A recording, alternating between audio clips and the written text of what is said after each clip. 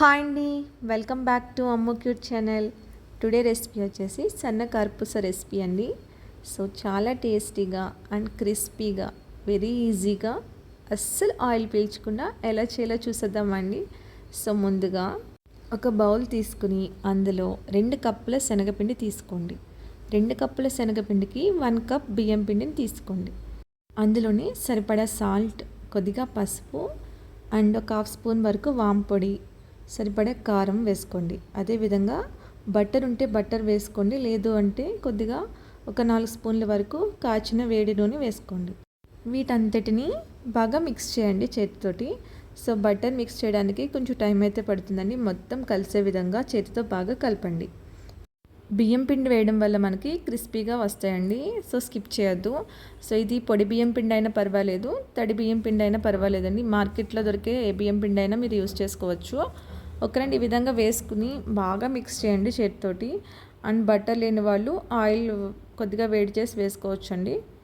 వీటంతటిని బాగా మిక్స్ చేసిన తర్వాత గోరువెచ్చని వాటర్ తీసుకుంటూ మనం పిండిలో కొద్దిగా వేసుకుంటూ కలపండి.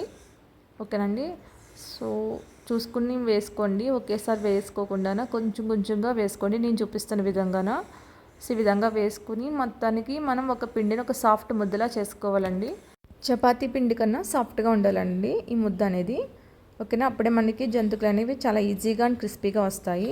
సో మెయిన్ ఇక్కడే మీరు కరెక్ట్గా డఫ్ అనేది కరెక్ట్గా ప్రిపేర్ చేస్తే జంతువులు అనేవి కరెక్ట్గా వస్తాయి. ఓకేనండి. సో కొంచెంగా చపాతీ పిండి కన్నా కొంచెం మెత్తగా ఉండాలి. ఓకేనండి. సో నేను చూపించిన విధంగా కలపండి. ఈ ప్రాసెస్ మొత్తం ఒక 10 నిమిషాలు అయిపోతుందండి. సో నేను వీడియోలో అంత లెందీగా చూపించుంటాను.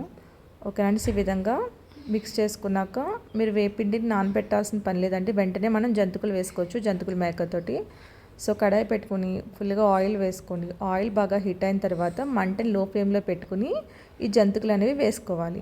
జంతికలు కొట్టడానికి కొద్దిగా ఆయిల్ అనేది అప్లై చేసి కొద్దిగా ముద్దను తీసుకుని అందులో పెట్టి ఈ విధంగా జంతికలు అనేవి వేసుకోవాలండి. అక్కడ నాకు వీడియో తీసాను కానీ సో రికార్డ్ అవ్వలేదండి, ఏమనుకోవద్దు. సో ఈ విధంగా జంతికలు వేసుకున్నాక మీరు గరిటతో అసలు కలపాల్సిన పని లేదండి. మీడియం ఫ్లేమ్లో పెట్టుకుని ఒక 2 నిమిషాల పాటు జంతికలను వేయించుకోండి. ఇలా వేయించుకున్న వెంటనే ఒకసారి గరిటతోటి జస్ట్ టర్న్ చేస్తే సరిపోతుంది. సో అదేవిధంగా కింద కూడా ఇంకో 2 నిమిషాలు వేయించుకుంటే సరిపోతుందండి. ఒక 2 నుంచి 3 నిమిషాలు టైం అయితే పడుతుందండి ఒక జంతిక వేయడానికి. ఓకేనండి. సో ఈ విధంగా కలర్ రాగానే వేరే ప్లేట్లోకి తీసుకోండి. అదేవిధంగా రిమైనింగ్ జంతికలు కూడా వేసుకోవాలండి.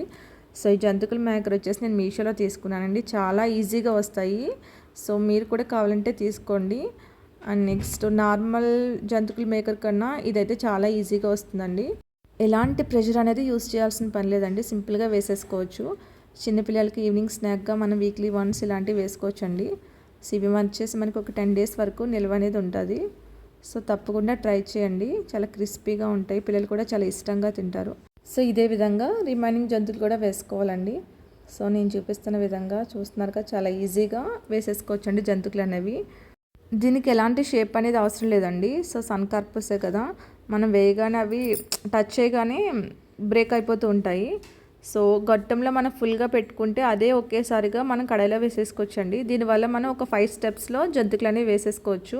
ఓకేనండి. సో వేసిన వెంటనే కరపకూడదండి.